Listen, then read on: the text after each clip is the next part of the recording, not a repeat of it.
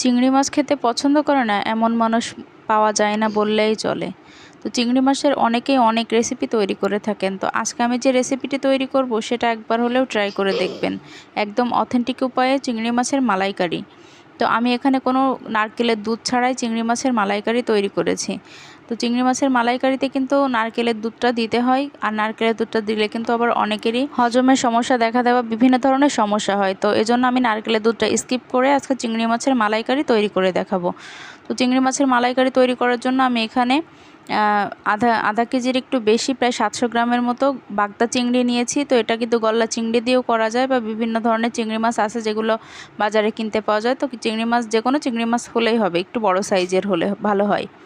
তো আমি চিংড়ি মাছগুলো নিয়ে সব চিংড়ি মাছগুলো আমি মানে মাথার যে খোলসটা সেটা উঠিয়ে, মাথার ভিতরে একটা ময়লার থলি থাকে সেটা ফেলে দিয়ে, তারপর পিঠে মেরুদণ্ডের কাছে একটি শিরা থাকে, তো শিরাটা ফেলে দিয়ে তারপর চিংড়ি মাছগুলো আমি ধুয়ে পরিষ্কার করে নিয়েছি। তো এখন হচ্ছে চিংড়ি মাছগুলোতে আমি লবণ হলুদ মাখিয়ে নিয়ে চিংড়ি মাছগুলো ভেজে নেব। তো আমি এখানে পরিমাণ মতো লবণ হলুদ দিয়ে নিয়েছি।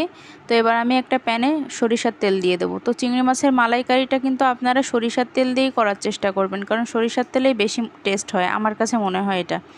তো এটা সয়াবিন তেল দিয়েও করা যায়, করলেও ভালো লাগে, খারাপ লাগে না। তো যাই হোক, আমি মানে সরিষার তেল দিয়ে দিলাম প্যানে, দিয়ে চিংড়ি মাছগুলো বেশি না, খুব বেশি না, আমি খুব অল্প সময়ের জন্য চিংড়ি মাছগুলো এখানে ভেজে নেব।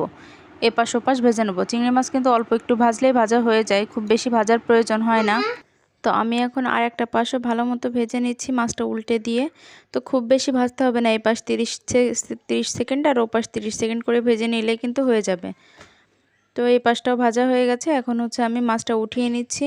তো উঠিয়ে নিয়ে হচ্ছে আমি বাকি রান্নাটা করব। তো এখন হচ্ছে আমি যে চিংড়ি মাছ ভাজির যে তেলটা আছে, তো ওই তেলেই হচ্ছে আমি একটা তেজপাতা ফোড়ন দিয়ে দিলাম, আর কিছু শাহি জিরা দিয়ে দিলাম।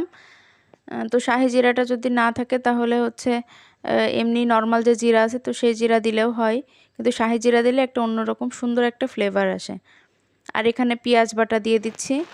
তো আমি এখানে 3 টেবিল চামচের মতো পেঁয়াজ বাটা দিয়েছি, আর হচ্ছে 1 টেবিল চামচের মতো রসুন বাটা দিয়েছি। তো এখন হচ্ছে আমি খুব ভালো মতো মশলাটা একটু কষিয়ে নেব। কষিয়ে নিয়ে মশলার কাঁচা গন্ধটা চলে গেলে তারপর হচ্ছে এখানে আমি গুঁড়া মশলাগুলো অ্যাড করে দেব। তো এখন হচ্ছে আমি এখানে একটু আদা বাটাও দিয়ে দিলাম। আদা বাটা দিয়ে আমি খুব ভালো মতো মশলাটা ভেজে নিচ্ছি, আর একটু লবণ দিয়ে দিলাম পরিমাণ মতো। তো লবণ কিন্তু আপনারা একটু পরিমাণ করে দেবেন, কারণ চিংড়ি মাছটা যখন আমি ভেজেছি তখনও কিন্তু চিংড়ি মাছে লবণ দিয়েছি, তো সেই পরিমাণে লবণটা এখানে অ্যাড করবেন। আর এখানে হচ্ছে আমি সব গুঁড়া মশলাগুলো দিয়ে দিলাম।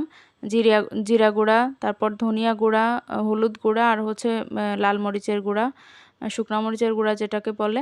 তো আমি সব মশলাগুলো দিয়ে তারপর চিংড়ি মাছটাও দিয়ে দিলাম। দিয়ে আমি এখানে হচ্ছে দুধ দিয়ে দিলাম, কিন্তু আমি গরুর দুধটা এখানে ইউজ করিনি, বা নারকেলের দুধটাও কিন্তু ইউজ করিনি। আমি এখানে গুঁড়া দুধটা পানিতে গুলে নিয়ে তারপর হচ্ছে দিয়ে দিয়েছি। তো আমার কাছে মনে হয় নারকেলের দুধের থেকে মানে গুঁড়া দুধটা দিলে বেশি টেস্ট হয় আমার কাছে খেতে। আর নারকেলের দুধ দিলেও ভালো লাগে, কিন্তু নারকেলের দুধটা আসলে সবার শ্যুট করে না পেটে। তো এই জন্য হচ্ছে আমি সবসময় এই গুঁড়া দুধটা দিয়েই করার চেষ্টা করি, তাহলে খেতেও টেস্ট হয়, আর হচ্ছে স্বাদেরও তেমন কোনো পরিবর্তন হয় না। আর আমি কিন্তু লাস্টে একটুখানি গরম মশলার গুঁড়া দিয়ে দিয়েছি। দিয়ে এখন ঝোলটা কিন্তু আমি শুকিয়ে নিয়েছি। তো আপনারা যদি একটু ঝোল ঝোল খেতে চান তো একটু ঝোল রাখবেন, আর আমি ঝোলটা রাখিনি, ঝোলটা একদম শুকিয়ে নিয়েছি আমি। তো এরকম হালকা হালকা একটু মানে গ্রেভিটা ইয়ে থাকলে, তাহলে মানে গ্রেভিটা একটু ঘন থাকলে তাহলে খেতে আমার কাছে বেশি ভালো লাগে। তো এই তো আমার চিংড়ি মাছের মালাইকারি কিন্তু একদম রেডি। তো এখন হচ্ছে আমি নামিয়ে নিব। তো এইভাবে আসলে আপনারা বাসায় ট্রাই করতে পারেন, এটা কিন্তু খেতে অসম্ভব মজার হয়। আমার বাচ্চারাও কিন্তু খুব পছন্দ করে, আর হচ্ছে বাসার বড়রাও কিন্তু খুবই পছন্দ করে এটা খেতে। তো আপনারাও সময় করে একটু বানিয়ে বানিয়ে দেখতে পারেন যে কেমন হয় খেতে। তো আমি এখানে মাছগুলো উঠিয়ে নিচ্ছি। তো আমি চিংড়ি মাছের মালাইকারিটা এভাবেই তৈরি করি। আর আপনারা কে কেমনভাবে তৈরি করেন অবশ্যই কিন্তু আমাকে কমেন্টে জানাবেন, আর আমার রেসিপিটা কেমন হয়েছে সেটাও অবশ্যই আমাকে কমেন্টে জানাবেন।